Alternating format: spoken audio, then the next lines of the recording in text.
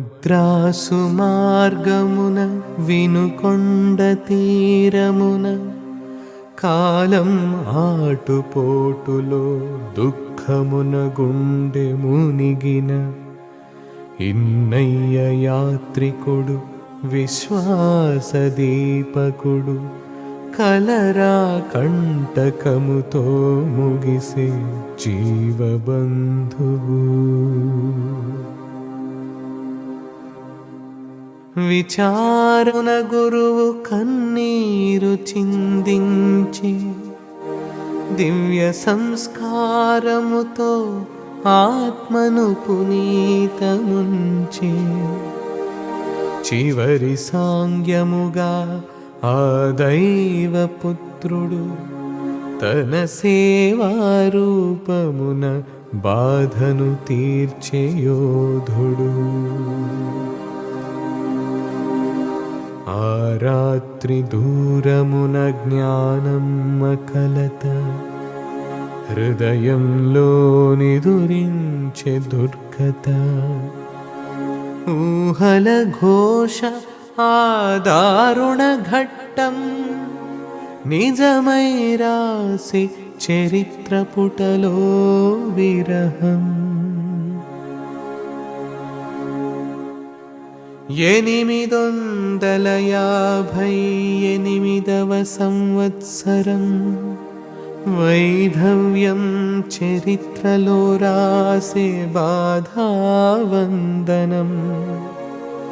భర్త దేహాన్ని చూసే భాగ్యం లేక అంతులేని కన్నీటి ధారలే మిగిలే.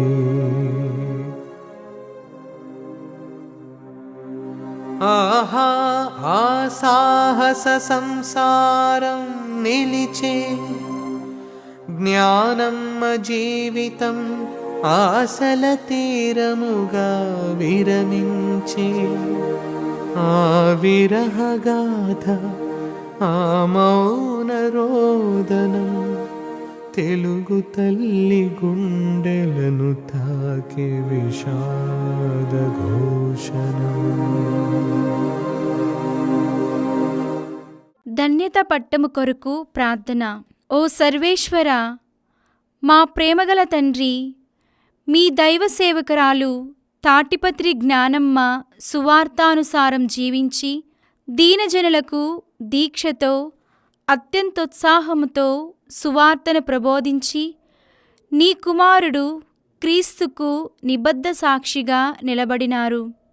ప్రభు యేసు పట్ల అచంచల భక్తితో ఆమె చూపిన అంకితభావం, మరియమాత మీద ఆమెకు ఉన్న అనన్య సామాన్యమైన ప్రామాణికత, చదువు సంధ్యలు లేక సర్వ విధాల వెనుకబడియున్న యువతుల జీవనోద్ధరణకు ఆమె చేసిన ప్రేమాయుత సేవలు, సువార్త ప్రబోధము మాకు ప్రోత్సాహితపూరిత ప్రేరణగా ప్రతినిత్యం ఉండునుగాక. ఓ త్రిత్వైక దేవ, మా అందరికీ మాతృమూర్తిగా ఉన్న మరియా, పునీత జోజప్ప గారు, పునీత అన్నమ్మ మరియు పునీతులందరి యొక్క ప్రార్థన సహాయము వల్ల మీ దైవ సేవకురాలు మద తాటిపత్రి జ్ఞానమ్మను పునీతుల సమాజంలో చేర్చవలసినదిగా మనవి చేయుచున్నాము. జ్ఞానమ్మ గారి జీవితం వల్ల ప్రేరేపించబడిన అనుచరుల సమూహాన్ని కరుణతో కాచి కాపాడండి. మీ దైవ సేవకురాలు మద తాటిపత్రి జ్ఞానమ్మ గారి ప్రార్థనా ఫలితముగా మీ అంతులేని అనురాగ ప్రేమ పెన్నిధి నుండి మాకు ఈ దివ్యవరమును ప్రసాదించి మమ్ము దీవించవలసినదిగా దీనభావముతో మేము ప్రార్థించుచున్నాము స్వామి. ఆమెన్.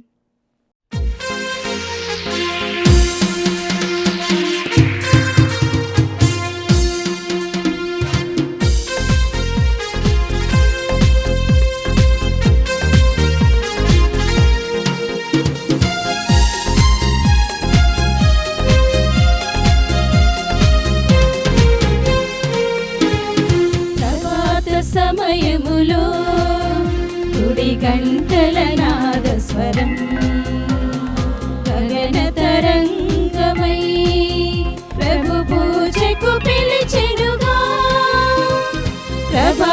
సమయములో గుడి గంటల నాద స్వరం గగన తరంగమై ప్రభు పూజకు పిలిచెనుగా.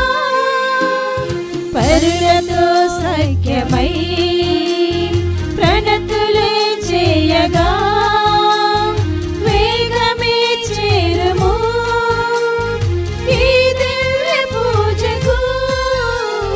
పరులతో సఖ్యమై ప్రణతులే చేయగా వేగమే చేరుము ఈ దివ్య పూజకు. ప్రభాత సమయములో గుడి గంటల నాద స్వరం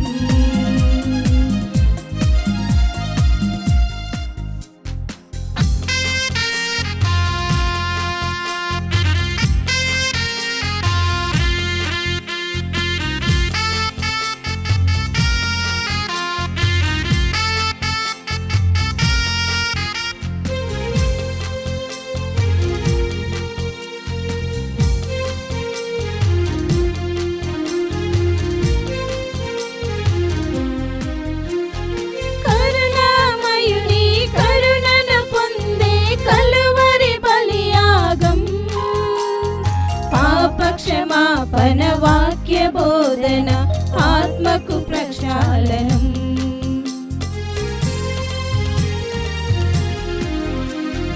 కరుణామయుని కరుణను పొందే కలువరి బలియాగం. పాప క్షమాపణ వాక్య బోధన ఆత్మకు ప్రక్షాళనం.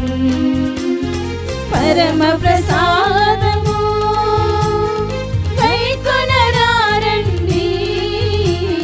హృదయపు వాంఛలు తీర్చును రండి. పరులతో సఖ్యమై ప్రణతులే చేయగా వేగమే చేరుము ఈ దివ్య పూజకు. ప్రభాత సమయములో గుడి గంటల నాద స్వరం గగన తరంగమై ప్రభు పూజకు పిలిచెనుగా.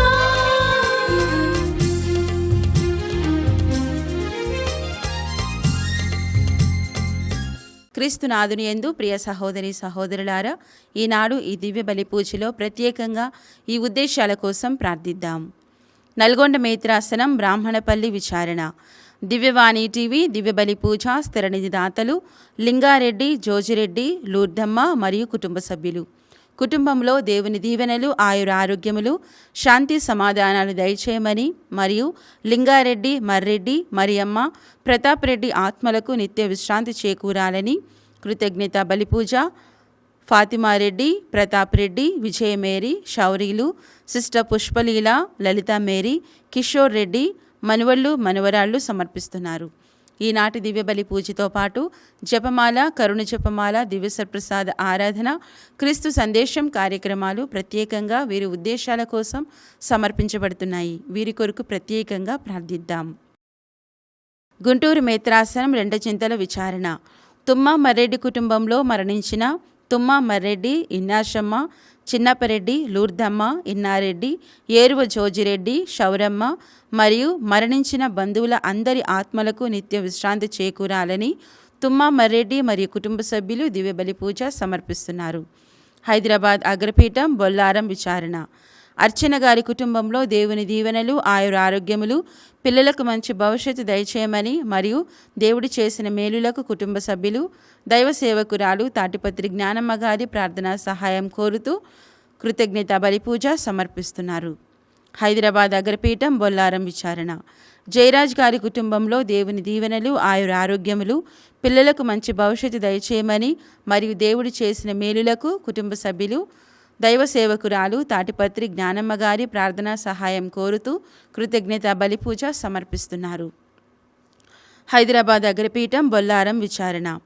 ఈవా రిచర్డ్ గారి కుటుంబంలో దేవుని దీవెనలు, ఆయుర ఆరోగ్యములు, శాంతి సమాధానం, పిల్లలకు మంచి భవిష్యత్తు దయచేయమని మరియు దేవుడు చేసిన మేలులకు కుటుంబ సభ్యులు, దైవ సేవకురాలు తాటిపత్రి జ్ఞానమ్మ గారి ప్రార్థన సహాయం కోరుతూ కృతజ్ఞత బలిపూజ సమర్పిస్తున్నారు. గ్రేసీ గారి కుటుంబంలో దేవుని దీవెనలు, ఆయుర ఆరోగ్యములు, నీతికి త్వరగా వీసా దయచేయమని, ప్రతినిధి పాల్కి మంచి ఉద్యోగం దయచేయమని మరియు దేవుడు చేసిన మేలులకు కుటుంబ సభ్యులు, దైవ సేవకురాలు తాటిపత్రి జ్ఞానమ్మ గారి ప్రార్థనా సహాయం కోరుతూ కృతజ్ఞత బలిపూజ సమర్పిస్తున్నారు. ఈ ఉద్దేశాలతో పాటు మనందరి ఉద్దేశాలు జోడించి ఈ దివ్య బలి పూజలో పాల్గొందాం. ఈ దివ్య పూజా బలిలో ప్రత్యేక విధముగా మా ఉద్దేశాల కొరకు ప్రార్థించమని కోరినటువంటి ప్రతి కుటుంబము కొరకు ప్రార్థన చేస్తూ మన వ్యక్తిగతమైనటువంటి ఉద్దేశాల కోసం కూడా ఈ పూజలో ప్రత్యేక విధంగా ప్రార్థన చేద్దాం. పితా పుత్ర పవిత్రాత్మ నామమున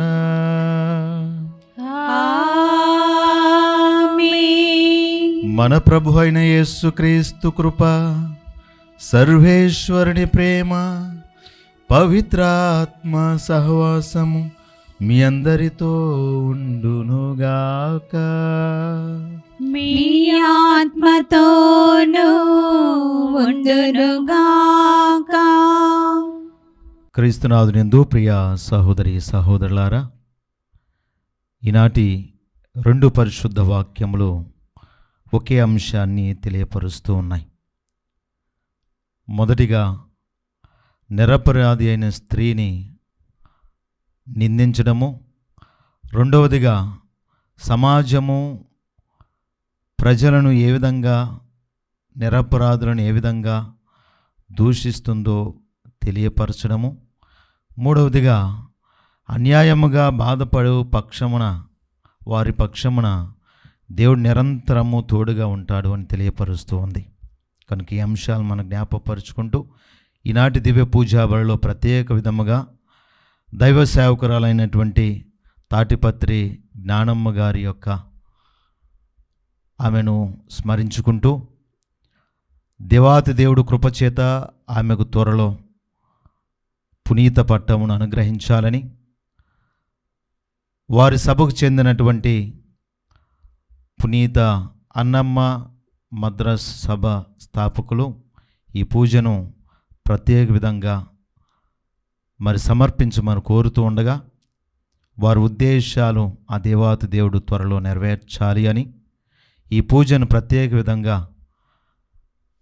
వారి కొరకు, వారి తలంపుల కొరకు సమర్పించుకుందాము.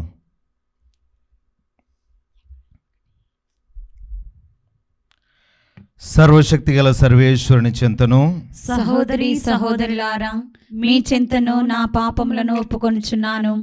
ఏలైనా తలంపు చేతను, వాక్కు చేతను, క్రియల చేతను, అశ్రద్ధ చేతను బహు పాపములు చేసి తిని, ఇది నా తప్పు, నా తప్పు, నా గొప్ప తప్పు. అందుచేత నిత్య కన్యక అయిన పరిశుద్ధ మరియ మాతను, సకల దూతలను, పునీతులను, సహోదరి సహోదరులారా, మిమ్మును నా కొరకు మన ప్రభువైన సర్వేశ్వరుని ప్రార్థింపవలెనని బ్రతిమాలుచున్నాను. సర్వశక్తి గల సర్వేశ్వరుడు మనకు దయచూపి మన పాపములను మన్నించి మన నిత్య జీవమునకు చేర్చునుగాక. ఆమేన్. ప్రభువా దయచూపుము, ప్రభువా దయచూపుము, క్రీస్తువా దయచూపుము, క్రీస్తువా దయచూపుము, ప్రభువా దయచూపుము. ప్రభువా దయచూపుము. ప్రార్థించుదము. ఓ సర్వేశ్వర, మేము వెలకట్టలేని నీ అద్భుతమైన కార్యములను ఎన్నింటినో మమ్ము సకల విధములుగా దీవించితివి. మా ఆది పాప స్థితి నుండి మేము విముక్తులమై నూతన జీవనం పొందుదముగాక. నీతోనూ పవిత్రాత్మతోనూ కలిసి యుగయుగములు జీవించుచు పరిపాలించు మా ప్రభువుని మీ ప్రియకుమారుడైన యేసుక్రీస్తు ద్వారా ఈ మనవి చేయుచున్నాము. ఆమేన్. మరణము గురించి జాగరూకులై ఉండుడు. ఏలైనా ఆ గడియ ఎప్పుడు వచ్చునో మనకు తెలియదు. మొదటి పట్టణము దానియేలు గ్రంథము 3వ అధ్యాయము. ఆ దినములలో బాబులోనియాలో యోవాకీము అను నరుడుండెడివాడు. అతడు హిల్కియా కుమార్తెను సుజన్నాను వివాహమాడెను. ఆమె మిగుల అందగత్తె, దైవభక్తి కలది. ఆమె తల్లిదండ్రులు భక్తిపరులు కనుక తమ కుమార్తెకు మోషే ధర్మశాస్త్ర నియమముల ప్రకారము జీవింపవలెనని నేర్పిరి. యోవాకీము చాలా సంపన్నుడు. అతనికి తన ఇంటి ప్రక్కన చక్కని తోట కలదు. యూదులు పలుమారులు తోటలో ప్రోగాయడివారు. వారు యోవాకీమును మిగుల గౌరవముతో చూచెడివారు. తగాదాలు కలవారు యోవాకీము ఇంటికి వచ్చెడివారు. అచ్చట 2 న్యాయమూర్తులు తీర్పు చెప్పెడివారు. ఆ 7 యూదుల నుండి 2 పెద్దలను న్యాయమూర్తులుగా ఎన్నుకొనిరి. వారిని గురించి ప్రభువు, బాబులోనియాలో దుష్టత్వమున్నది, న్యాయాధిపతులు న్యాయము చెప్పి ప్రజలను నడిపింపజాలకున్నారని ముందే పలికియుండెను. ప్రతిదినము మధ్యాహ్నం ప్రజలు భోజనముకు పోయిన తర్వాత సుజన్న భర్త తోటలో పచారులు చేసేది. న్యాయాధిపతులు 2 ఆమె ప్రతిదినము తోటలో సంచరించుట గమనించుచుండిరి. వారికి ఆమె మీద కోరిక పుట్టెను. వారికి ప్రార్థన మీద ప్రీతిపోయెను. న్యాయమూర్తులుగా తమ బాధ్యతలను విస్మరించిరి. కావున తగిన సమయము కొరకు కాచుకొని ఉండిరి. ఒక దినమున సుజన్న అలవాటు ప్రకారం 2 చెరికత్తులతో తోటలోనికి పోయెను. అప్పుడచ్చట ఆ 2 న్యాయాధిపతులు తప్ప మరి ఎవరునూ లేరు. వారు దాగుకొని ఉండి సుజన్నాను పొంచి చూచుచుండిరి. ఆ దినము చాలా వేడిగా ఉన్నందున ఆమె స్నానము చేయగోరెను. కనుక తన పనికత్తెలతో, మీరు నాకు కొంచెము చమురును పరిమళ తైలమును తెచ్చిపెట్టుడు. నేను స్నానము చేయుచుండగా తోట తలుపులు మూసి ఉంచుడని చెప్పెను. ఆ పనికత్తెలు వెళ్ళగానే న్యాయాధిపతులు తాము దాగి ఉన్న తావు నుండి వెలుపలికి వచ్చి సుజన్న యొద్దకు పరిగెత్తిరి. ఆమెతో, ద్వారములు మూసి ఉన్నవి, మనల్నెవరు గమనింపరు. మేము నీపై మరలుకొని కామాగ్నితో మాడిపోచున్నాము. కావున నీవు మా కోరిక తీర్చుము. నీ విందులకు అంగీకరింపనివేని మేము న్యాయస్థానమున నీపై నేరము తెచ్చెదము. ఎవడో యువకుడు నీతో ఉండెనని, కావుననే నీవు పనికత్తెలను పంపివేసితివని కూట సాక్ష్యము పలుకుదము అనిరి. సుసన్న నిట్టూపు విడ్చుచు, నేను ఇరకాటమున చిక్కితిని. నేను మీకు లొంగెదనేని వ్యభిచార దోషమును నాకు మరణదండన విధింతురు. మీకు లొంగనేని నీ చేతికి చిక్కుదును. కానీ ప్రభువుకు ద్రోహముగా పాపము చేయుట కంటే నిర్దోషిగా మీ చేతికి చిక్కుటయే మేలు అనెను. కనుక ఆమె గొంతెత్తి బిగ్గరగా కేకలు వేసెను. 2 న్యాయాధిపతులు కూడా ఆమెపై నేరము మోపుచు బిగ్గరగా కేకలు పెట్టిరి. వారిలో ఒకడు పరిగెత్తుకొని పోయి తోట తలుపులు తెరిచెను. ఇంటిలోని సేవకుల కేకలు విని సుజన్నాకేమైనా ప్రమాదము కలిగినదేమో అని తలంచి ప్రక్కదారి గుండా తోటలోనికి పరుగెత్తిరి. న్యాయాధిపతులు తమ కథనమును వినిపింపగా నౌకరులు నిశ్చేష్టలై సిగ్గుపడిరి. వారామెను గురించి అట్టి శుద్ధులెన్నడూ విని ఎరుగరు. ఆ మరునాడు ప్రజలు యోవాకీము ఇంటి వద్ద గుమికూడిరి. 2 న్యాయాధిపతులు సుజన్నాను చంపవలెనని చెడు పన్నాగముతో అచ్చటికి వచ్చిరి. ప్రజలందరూ వినుచుండగా వారు యోవాకీము భార్య హిల్కియా కుమార్తె సుజన్నాను పిలిపింపడని పలికెరి. జనులు సుజన్నాను పిలిపింపగా ఆమె తన తల్లిదండ్రులతో బిడ్డలతో బంధువులతో వచ్చెను. ఆమె బంధువులు ఆమెను చూచిన వారందరూ కంటతడి పెట్టుకొనిరి. అంతటా ఆ ఇరువురు న్యాయాధిపతులు ప్రజల ముందట నిలిచి సుజన్న తలపై తమ హస్తముల నుంచిరి. ఆమె కన్నీరు కాచుచు దేవుని నమ్మి ఆకాశం వైపు పారజూచెను. ఆ ఇరువురు ఆమె గురించి ఇట్లు కూట సాక్ష్యము పలికిరి. మేము తోటలో పచార్లు చేయుచుండగా ఈమె తన 2 చెలికత్తెలతో అచ్చటికి వచ్చెను. ఆమె తోట తలుపులు మూపించి ఆ పనికత్తెలను బయటికి పంపెను. అంతటా తోటలో దాగియున్న యువకుడొకడు ఆమె చెంతకు రాగా వారు ఇరువురు కలిసి శయనించిరి. మేమప్పుడు తోటలో ఒక మూలనుంటిమి. ఈ ఘోర కార్యము చూచి మేము వారి చెంతకు పరిగెత్తితిమి. మేము వారిద్దరూ కలిసి ఉండుటను చూచినను ఆ యువకుని పట్టుకోజాలమైతిమి. అతడు మాకంటే బలవంతుడు కనుక తోట తలుపులు తెరుచుకొని ఉడాయించెను. మేమీ స్త్రీని పట్టుకొని ఆ యువకుడెవడో చెప్పమని అడిగితిమి, కానీ ఈమె చెప్పలేదు. ఇది మా సాక్ష్యము. ఆ ఇరువురు పెద్దలు మాత్రమే కాక న్యాయాధిపతులై ఉండిరి కనుక ప్రజలు వారి పలుకులు నమ్మి సుసన్నాకు మరణదండన విధించిరి. అంతటా సుసన్న గొంతెత్తి బిగ్గరగా ఏడ్చి, నిత్యుడవైన దేవా, నీకు రహస్యములెల్లా తెలియను. నీవు ప్రతి కార్యమును అది జరగక ముందే తెలుసుకొందువు. నాకిప్పుడు మరణశిక్ష పడినది, కానీ నేను నిర్దోషినని ఈ నరులు దుష్టబుద్ధితో కల్లలాడి నా మీద నేరము మోపిరని నీకు తెలియను. మరి నేను చావలసినదేనా అని పలికెను. ప్రభువు ఆమె మొర ఆలించి జనులామెను వధించుటకు కొనిపోవచుండగా దేవుడు దానియేలు అనే యువకుని ప్రేరేపించి అతని చేయి మాట్లాడించెను. అతడు ఆమె మరణము నాకు నమ్మతనము కాదు అని బిగ్గరగా అరిచెను. అప్పుడు జనులెల్లరూ అతని వైపు తిరిగి, నీ మాటలకు భావమేమిటి అని అడిగిరి. దానియేలు ప్రజల ఎదుట నిలుచుండి, ఇశ్రాయేలులారా, మీరెంత మూర్ఖులు! సరిగా విచారణ జరపక్కయే ఇశ్రాయేలు మహిళలకు మరణదండన విధింతురా?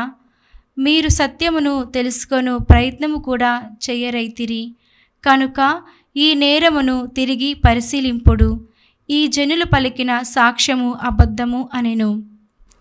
కనుక జనులందరూ గబగబా మొదట విచారణ జరిగిన చోటికి తిరిగి వచ్చిరి.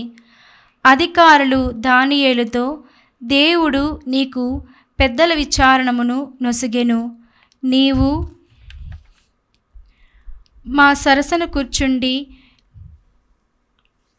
నీ భావమును మాకు వివరించి చెప్పుము అనిరి. దానియేలు, మీరు ఈ ఇరువురు న్యాయాధిపతులను వేరు చేయుడు.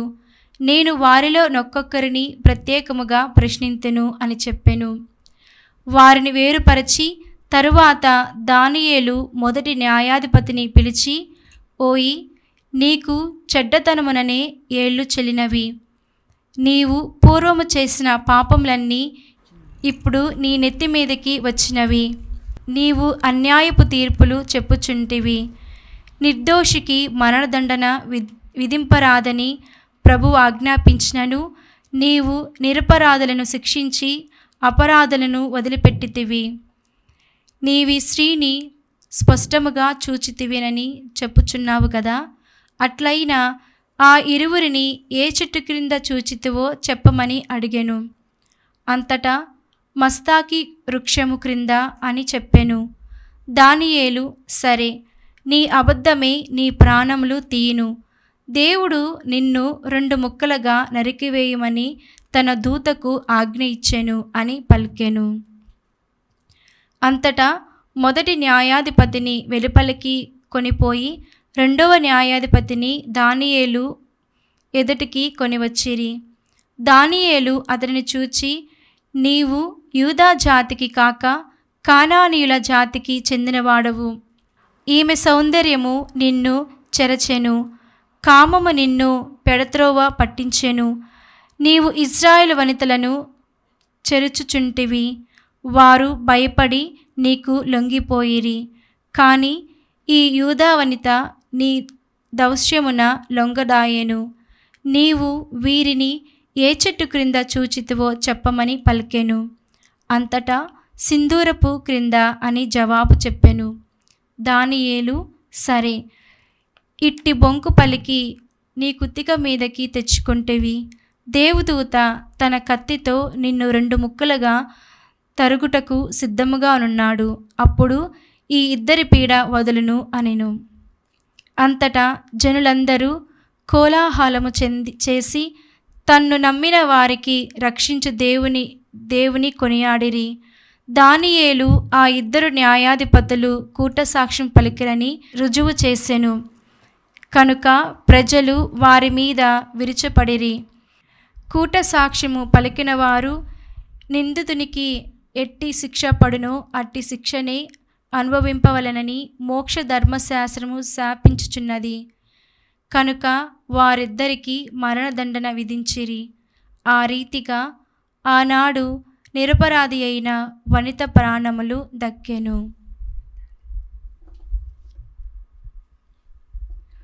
ఇది ప్రభువాక్కు. సర్వేశ్వరునికి వందనములు. ప్రత్యుత్తర గీతం. అందరూ గాఢాంధకారపు లోయలో పయనించినప్పుడు నేనెట్టి అపాయమునకు భయపడను. ప్రభువే నాకు కాపరి, ఇక ఏ కొదవయు లేదు. అతడు నన్ను పచ్చిక పట్టలలో విశ్రమింపచేయును, శాంతికరమైన జలముల యొద్దకు నడిపించుకొని పోవును, నా ఆత్మను సేద తీర్చును. అందరూ గాఢాంధకారపు లోయలో పయనించినప్పుడు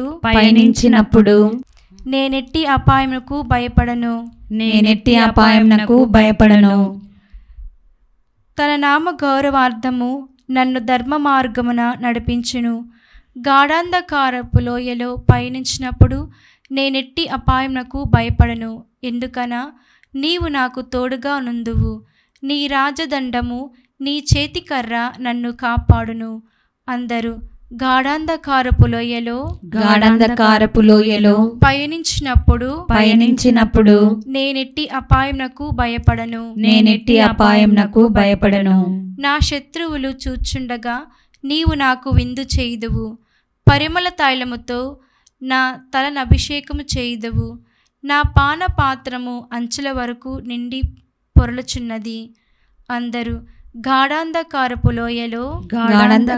లోయలో పయనించినప్పుడు నేనెట్టి అపాయమునకు భయపడను. నేను జీవించినన్నాళ్ళు నీ కరుణయు ఉపకారమును నా వెంట వచ్చును. నేను కలకాలము ప్రభు మందిరమున వసింతును. అందరూ గాఢాంధకారపు లోయలో పయనించినప్పుడు నేనెట్టి అపాయమునకు భయపడను. సువిశేష పఠనముకు ముందు వచనము. దుష్టుడు చనిపోవుట వలన నాకు సంతృష్టి కలుగదు. దుష్టుడు తన మార్గము నుండి వెనుకకు మరలి బ్రతుకుట వలన నాకు సంతోషము కలుగును. ప్రభు మీతో ఉందరుగాక, మీ ఆత్మతో నుండునుగాక. పునీత యోహాను గారు రాసిన పవిత్ర సువిశేషంలోని భాగము. ప్రభువా మీకు మహిమ కలుగునుగాక. యోహాను శుభవార్త 8వ అధ్యాయము 1వ వచనం నుంచి 11వ వచనం వరకు. ఆ కాలములో యేసు ఒలీవు పర్వతమునకు వెళ్ళెను. తెల్లవారగానే ఆయన దేవాలయమునకు రాగా ప్రజలు ఆయన యొద్దకు వచ్చిరి. ఆయన కూర్చుండి వారికి బోధింపసాగెను. అప్పుడు ధర్మశాస్త్ర బోధకులు, పరిసయ్యులు వ్యభిచారమున పట్టుబడిన ఒక స్త్రీని తీసుకొని వచ్చి అందరి ఎదుట నిలువబెట్టి, బోధకుడా, ఈ స్త్రీ వ్యభిచారమున పట్టుబడినది. ఇటువంటి స్త్రీలను రాళ్లతో కొట్టి చంపుడని మోషే ధర్మశాస్త్రమును ఆజ్ఞాపించెను. ఈమె విషయమై నీవు ఏమందువు అనిరి.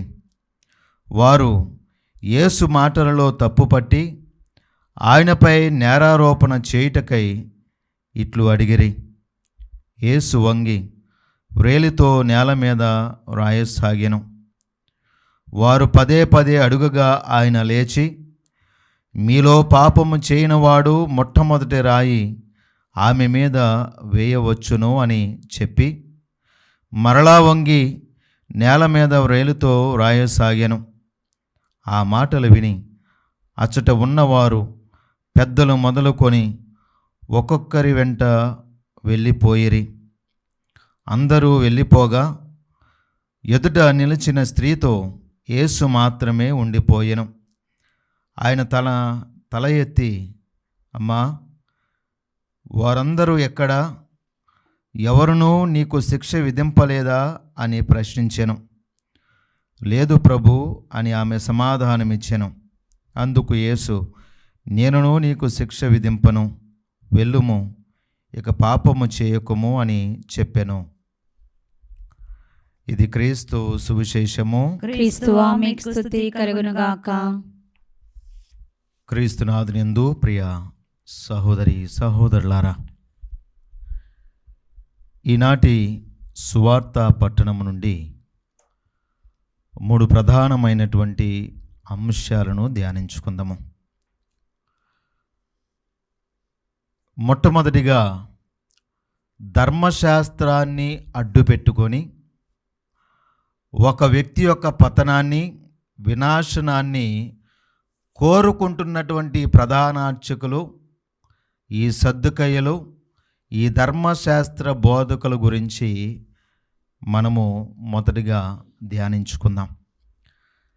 సువార్త పట్టణంలో ప్రభు అయిన యేసుక్రీస్తు పలుమార్లు ఈ ధర్మశాస్త్ర బోధకులను, ఈ పరిసయ్యులను ఇలాంటి కార్యము నిమిత్తమే వారిని హెచ్చరిస్తూ వస్తూ వచ్చారు.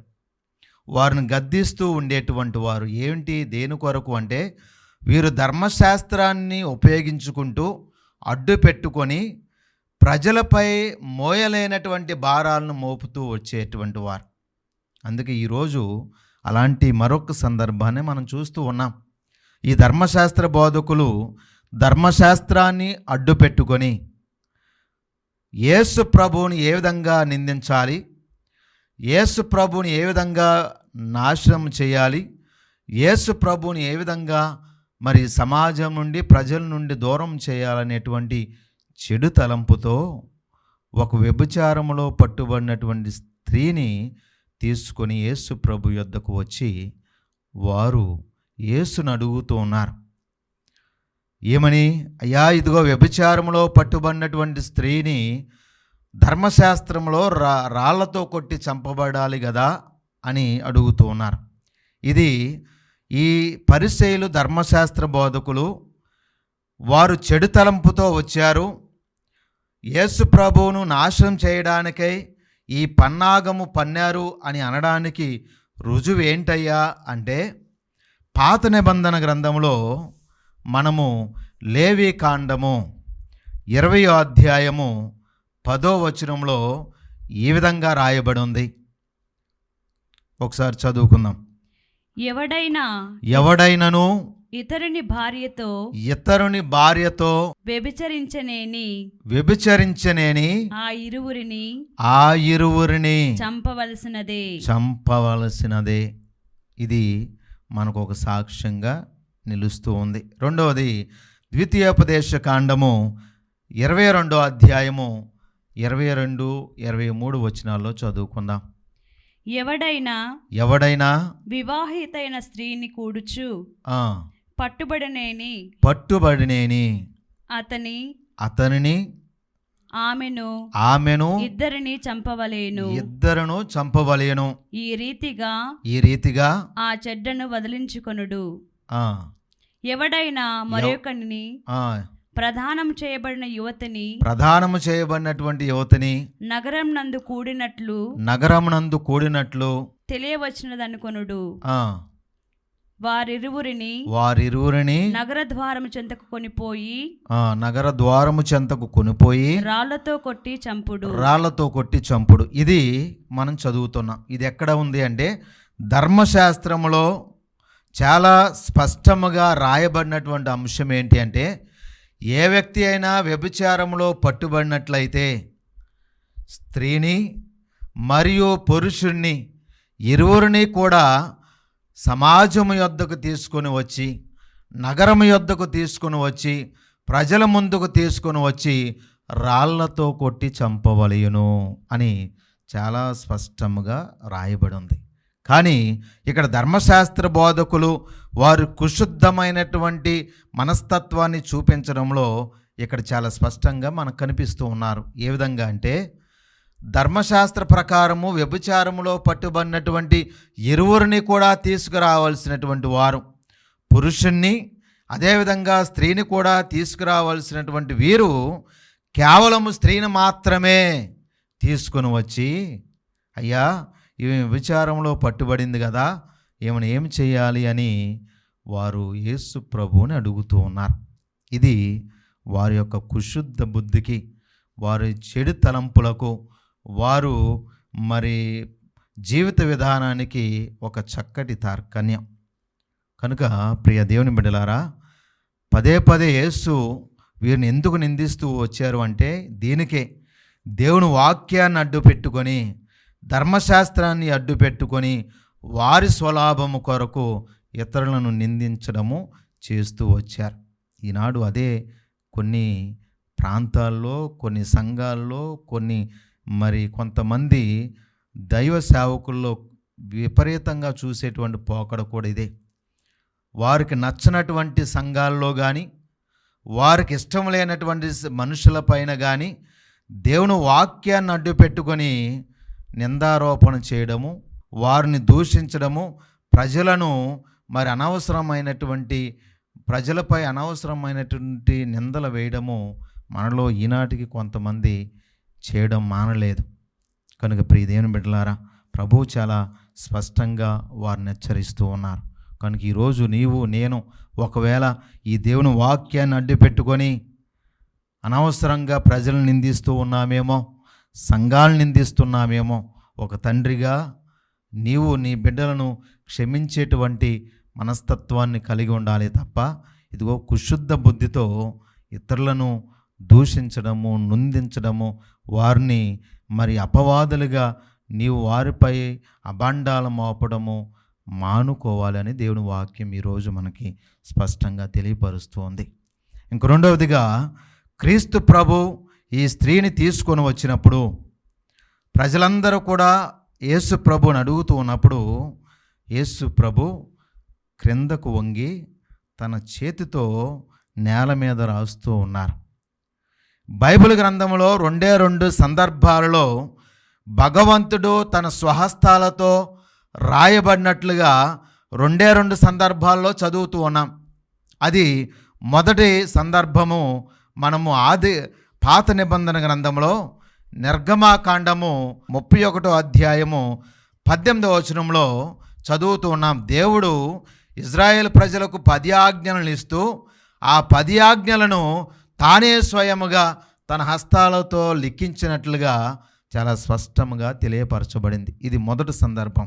భగవంతుడే స్వయంగా తన హస్తాలతో రాయడాన్ని 2 సందర్భాల్లో చూస్తాము. అది మొదటి పాత నిబంధన గ్రంథంలో నిర్గమాకాండంలో, రెండవదిగా ఈరోజు మనం చదువుకున్నటువంటి సువార్త పట్టణంలో.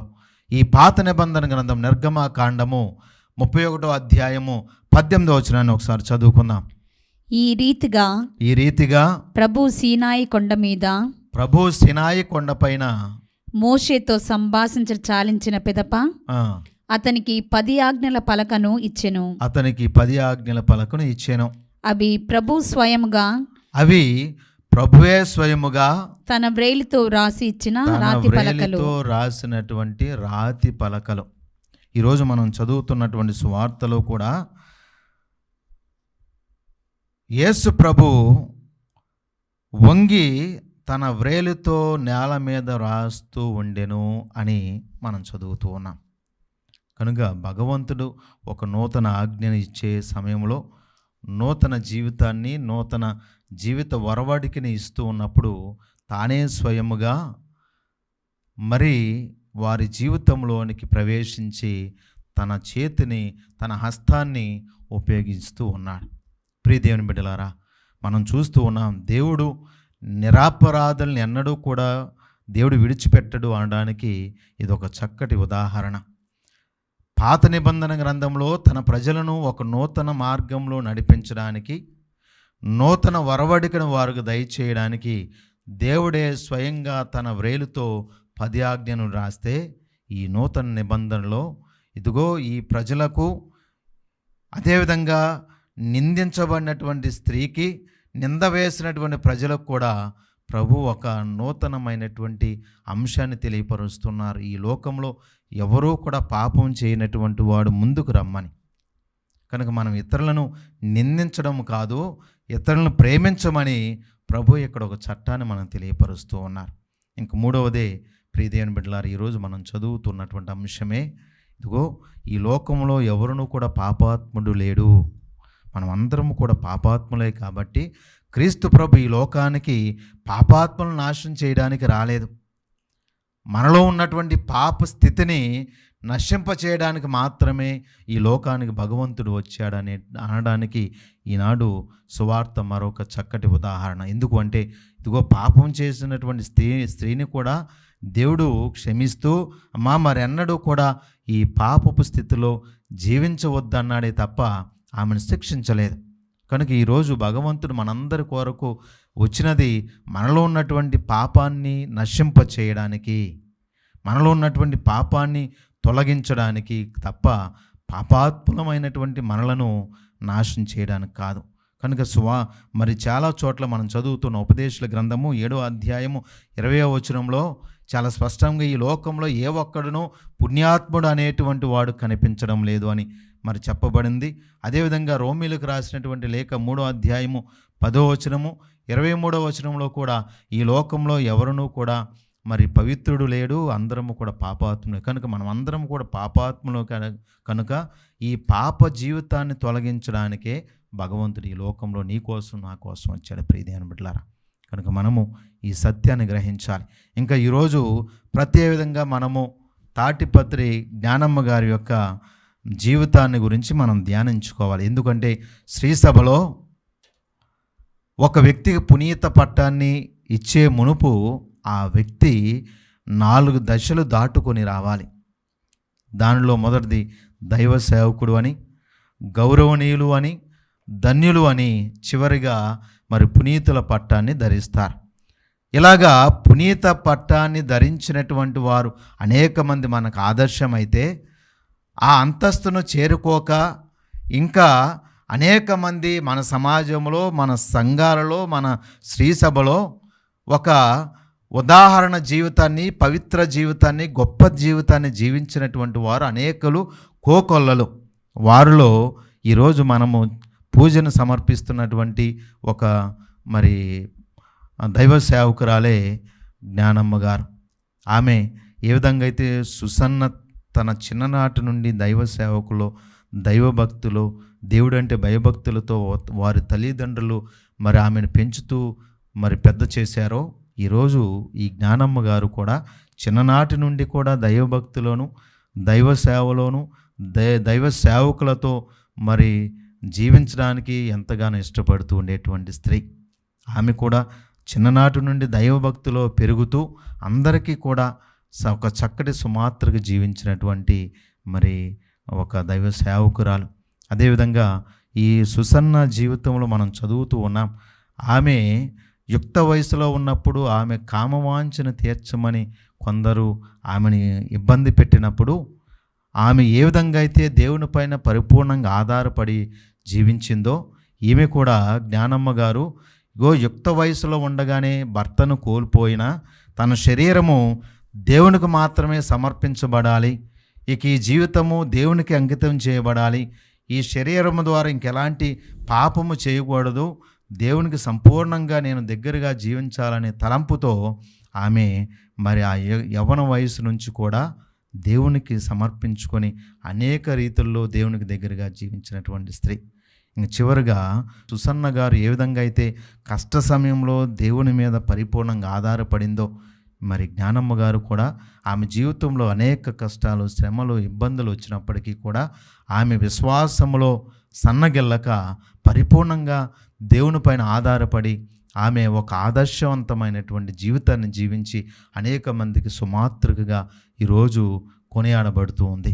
కనుక అలాంటి మరి దైవ సేవకురాలు దేవుని కృపచేత త్వరలో ఒక మరి మంచి అంతస్తులో దేవుని ఆత్మచేత ప్రేరేపింపబడి ఆమె కూడా త్వరలో పుణ్యాత్మురాలు యొక్క జాబితాలో ఉండాలని ప్రార్థించుకుందాం. పితా, పుత్ర, పవిత్ర ఆత్మ నామమున ఆమేన్.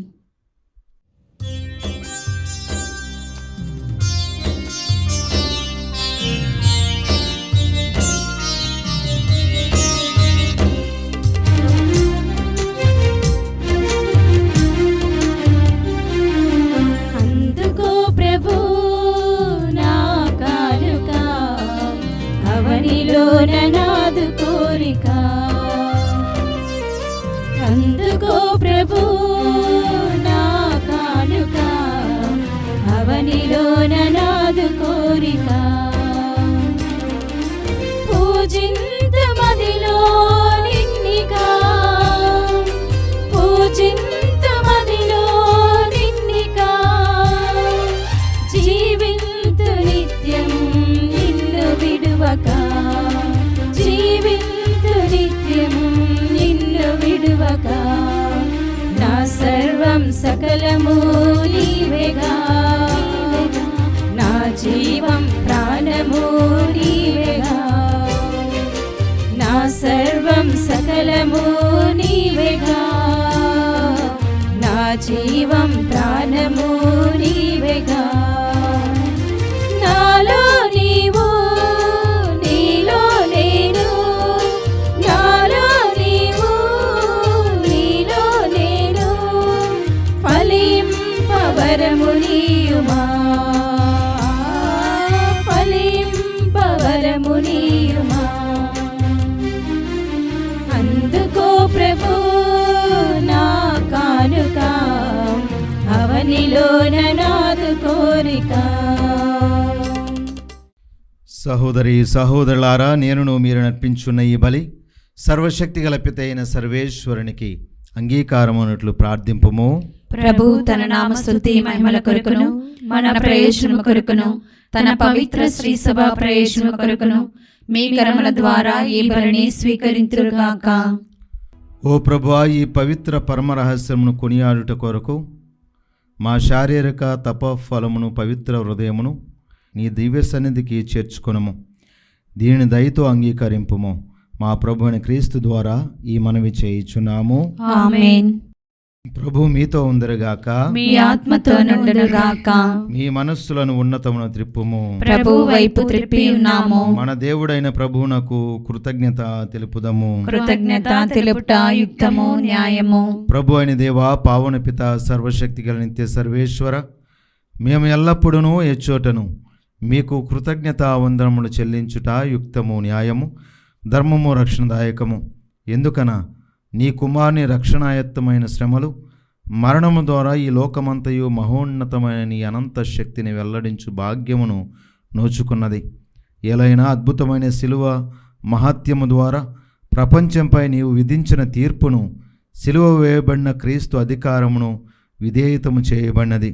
కావున సర్వశక్తి గల సర్వేశ్వర, సకల దూతలతోనూ పునీతులతో ఏకమై మేము మిక్కిలి ఆనందముతో మీకు కృతజ్ఞత తెలుపుట ఎట్లనగా, దళాధిపతి అయిన సర్వేశ్వరుడు పవిత్రుడు, పవిత్రుడు, పవిత్రుడు, పరలోకమును భూలోకమును మీ మహిమతో నిండి ఉన్నవి. మహోన్నతం నా హోసానా. ప్రభువు నామమున వేంచే వారు ధన్యులు. మహోన్నతం నా హోసానా. ఓ ప్రభువా, నీవు నిక్కముగా పవిత్రుడవు, సర్వ పవిత్రతకు ఊటయు నీవే. కనుక నీ పవిత్ర ఆత్మ ద్వారా ఈ కానుకలను పరిశుద్ధపరచ బ్రతిమాలుచున్నాము. ఈ విధమునాయు మా కొరకు మా ప్రభు అయిన యేసుక్రీస్తు శరీర రక్తములు అగునుగాక. అతడు శిలువ శ్రమలకు తనను తాను ఇష్టపూర్తిగా అప్పగించుకున్నప్పుడు అప్పమునందుకొని కృతజ్ఞత వందనములు చెప్పి త్రుంచి శిష్యులకిచ్చుచు ఇట్లా నేను మీరందరూ దీనిని తీసుకొని భుజింపుము, ఏలయనా ఇది మీ కొరకు అప్పగింపబడనున్న నా శరీరము.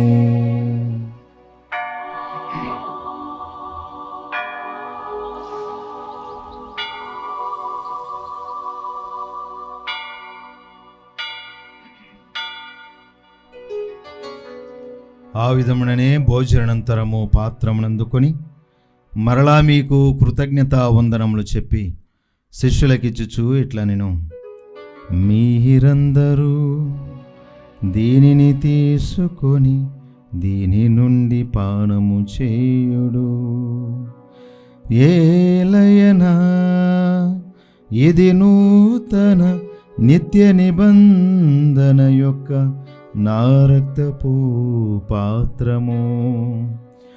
ఇది మీ కొరకును అనేకుల కొరకును పాప పరిహారమునకై దారబోయబడును. దీనిని నా జ్ఞాపకార్థము చేయుడు.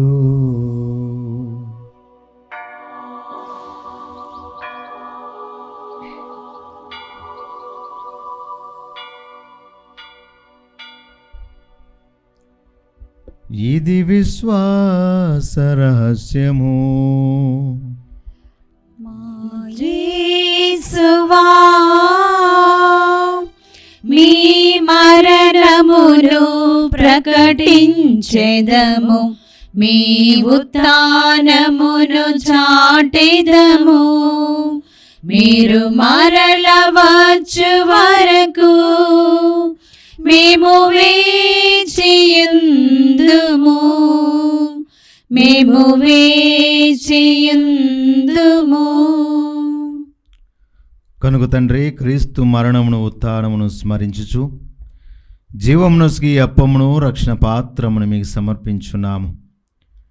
నీ సముఖమున నిలిచి నీకు పరిచర్య చేయుటకు మమ్ము పాత్రులుగా చేసినందుకు మీకు వందనములు తెలుపుచున్నాము.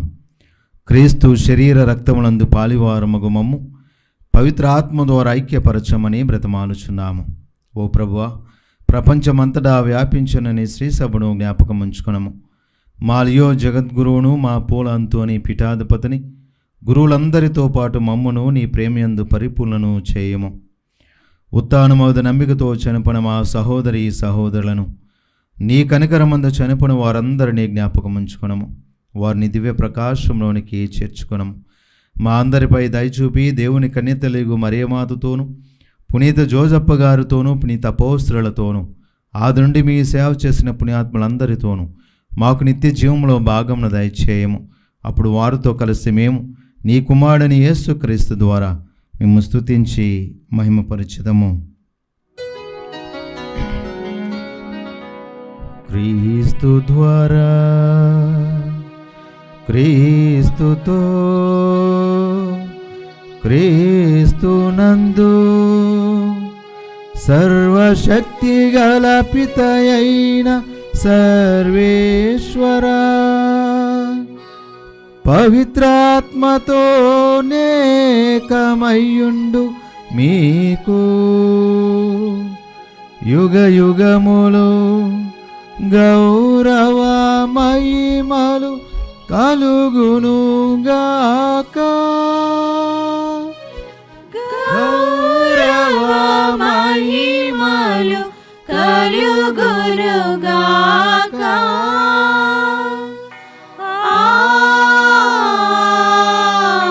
ఆమేన్.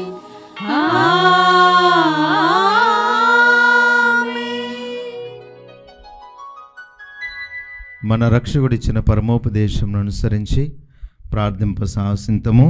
పరలోకమందున్న మా తండ్రి, మీ నామము పూజింపబడును గాక, మీ రాజ్యము వచ్చును గాక, మీ చిత్తము పరలోకమందు నెరవేరునట్లు భూలోకమందు నెరవేరును గాక. నానాటికి కావలసిన మా అన్నము మాకు నేటికి అనుగ్రహింపుము. మా యొద్ద అప్పుబడిన వారిని మేము మన్నించినట్లు మా అప్పులను మీరు మన్నింపుము. మమ్ము శోధన యందు ప్రవేశింపనివ్వక కీడులో నుండి మమ్ము రక్షింపుము. ప్రభు అన్ని కీడులో ఉండి మమ్ము రక్షింపుము. మా ఈ రోజుల్లో మాకు శాంతిని ప్రసాదింపుము. నీ దయానుగ్రహం వలన పాపం నుండి మమ్ము విముక్తులను చేసి అన్ని కలతల నుండి సర్వదా కాపాడుము. మే మోక్షానందమును మా రక్షకుడైన యేసుక్రీస్తు ఆగమమును నిరీక్షించుచుందము. ఏలైనా నిరంతరము మీదే రాజ్యము, నీదే అధికారము, నీదే మహిమ. శాంతిని మీకు అనుగ్రహించున్నాను, నా శాంతిని మీకు ఇచ్చుచున్నాను అని నీ అపోస్తులతో వచించిన ప్రభు అయిన యేసువా, మా పాపము లెక్కింపక నీ శ్రీసభ విశ్వాసమును వీక్షింపుము. నీ చిత్త ప్రకారం నీ సభకు శాంతిని ఐక్యమును అనుగ్రహింపుము. యుగ యుగములు జీవించుచు పరిపాలించు ప్రభువా. ఆమేన్. ప్రభుని యొక్క శాంతి సమాధానములు ఎల్లప్పుడు మీ అందరితో ఉండునుగాక, మీ ఆత్మతో నుండునుగాక. ఒకరితోనొకరు సమాధానం తెలుపుకుందాము. సర్వేశ్వరుని గొర్రెపిల్ల, లోక పాపములను పరిహరించు ప్రభువా, మాకు దయచూపుము. సర్వేశ్వరుని గొర్రెపిల్ల, లోక పాపములను పరిహరించు ప్రభువా, మాకు దయచూపుము. సర్వేశ్వరుని గొర్రెపిల్ల, లోక పాపములను పరిహరించు ప్రభువా, మాకు శాంతిని దయచేయుము. ఇదిగో సర్వేశ్వరుని గొర్రెపిల్ల, ఇదిగో లోకం యొక్క పాపములను పరిహరించడు ప్రభు. ఈ గొర్రెపిల్ల విందుకు పిలువబడిన వారు ధన్యులు. ప్రభువా, మీరు నా ఇంట ప్రవేశించుటకు నేను పాత్రాలను కాను, కానీ మీరు ఒక మాట పలికిన నా ఆత్మ స్వస్థత పొందును. దివ్య ప్రసాదము ఆత్మీయంగా స్వీకరించుటకు ముందు ప్రార్థన. ఓ నా యేసువా, ఈ పరమ పవిత్ర దివ్య సంస్కారమందు మీరు వాసము చేయుచున్నారని విశ్వసించుచున్నాను. అన్నిటికన్నా మిన్నగా మిమ్ము ప్రేమించుచున్నాను. నా ఆత్మలో మిమ్ము స్వీకరింప ఆశపడుచున్నాను. దివ్యసప్రసాద రూపమున ఈ సమయములో మిమ్ము స్వీకరింప సాధ్యము కాదు కనుక ఆత్మీయంగా నా హృదయంలోనికి వేం చేయుము. ఈ క్షణం మీరు నాయందు ఉన్నట్లుగా మిమ్ము కౌగిలించుకొనుచున్నాను. నన్ను మీలో ఐక్యపరచుము. మీ నుండి నన్ను ఎన్నటికి ఎడబాయకుండునట్లు చేయమని వేడుకొనుచున్నాను. ఆమేన్.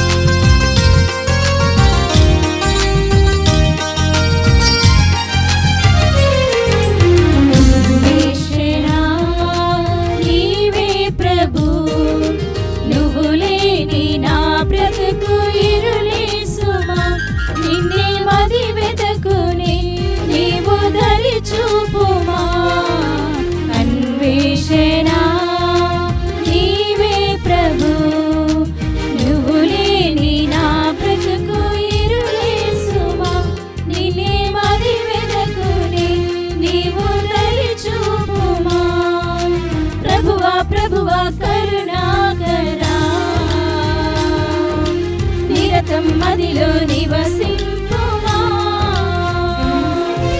ప్రభువా ప్రభువా కరుణాకరా,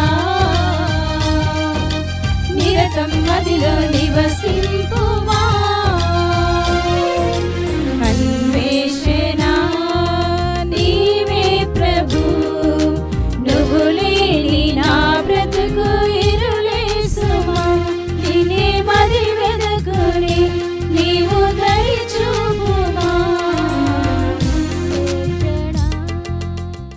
పునీత ఇన్యాసు వారు చేసిన జపము.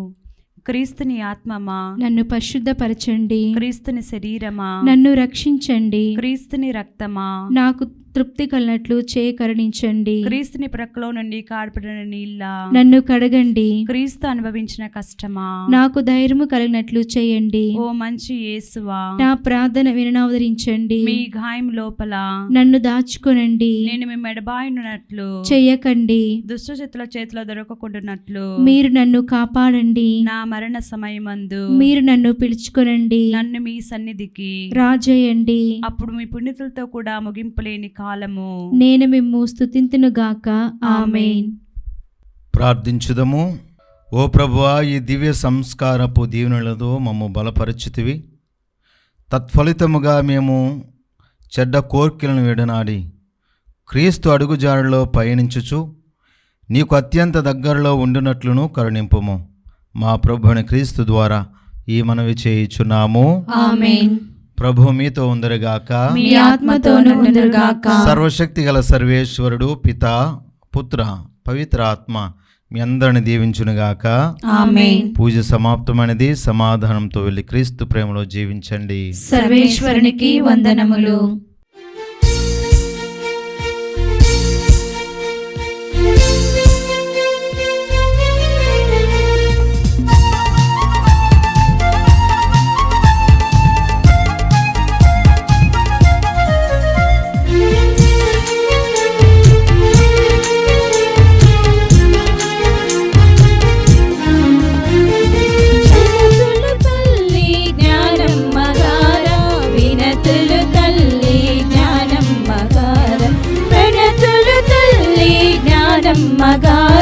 వినతులు తల్లి జ్ఞానమ్మగార, కరమోర్చి ఆర్తితో అందించు మాంజలులు, కరమోర్చి ఆర్తితో అందించు మాంజలులు. నీవు కాంచిన మహిమను మేము పొందగా, కాంచిన మహిమను మేము పొందగా, ప్రణతులు తల్లి జ్ఞానమ్మగార, వినతులు తల్లి జ్ఞానమ్మ